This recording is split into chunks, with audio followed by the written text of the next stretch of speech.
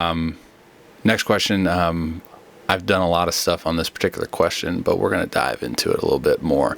How do you train your body and arm for a 6 to 9 inning outing? So this is, I've said this before, this is like one of the bigger disconnects that I see within like the baseball development industry today. Which rightfully so, right? Because like no one wants to get injured, and we know that like injuries are on the rise. So then we automatically put up this like brake pedal approach to our training or to our throwing. And I actually believe that hurts, that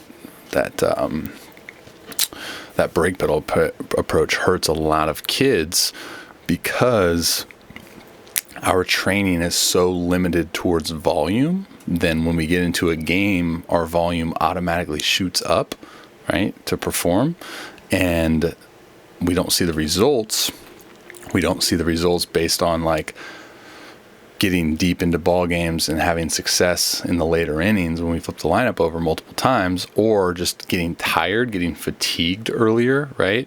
So to answer this question, how do you train your body and arm for a 6 to 9 inning outing? What does your actual training look like? What does your practice look like, right? Are you throwing for 5-10 minutes and then shutting it down, and then that's it for that throwing volume for that day?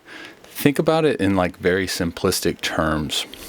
You're a starting pitcher, 6 to 9 inning outings, okay? Think about it in the simplistic term of how many times you actually throw a baseball on that start day, right? So plyos maybe before, your actual catch play before, your bullpen before, your warm-up before the first inning, your warm-up between the second inning, your second inning, your warm-up before the third inning, your third inning. Like, that's so much throwing.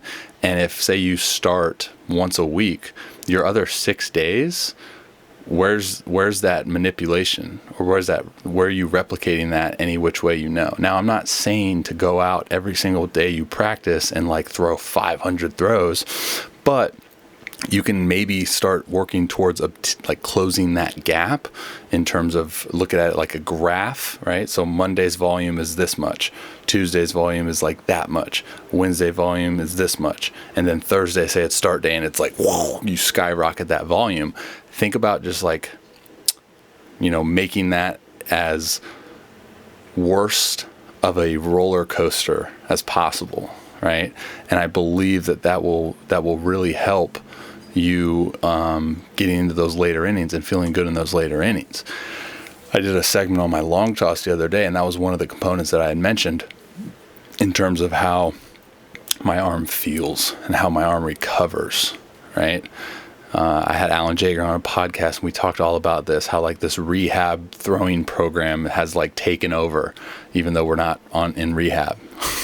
So like every day, throw to grow, man, and your arm and your body will adapt to that and will give back a lot better goodness, if you will. So hopefully that makes sense, and maybe you can start adapting that.